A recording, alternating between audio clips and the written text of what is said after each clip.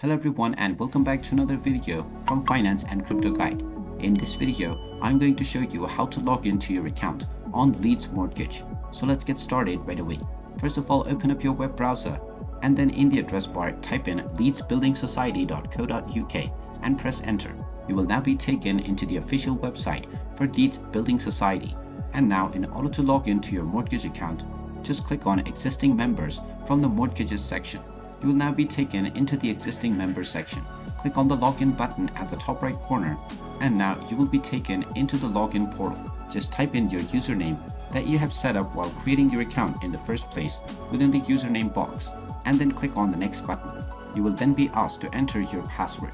Go ahead and type in your account password and then click on the login button and you will be logged into your Leeds Mortgage account right away. In case you have forgotten your username or your password, you can find the forgot username as well as the forgot password option underneath the respective menu.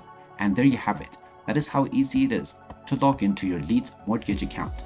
If you find this video helpful, make sure you hit that like button and subscribe to our channel if you haven't done so already. Also ring that notification bell to never miss another update from us. Thank you for watching and I will see you again in the next video.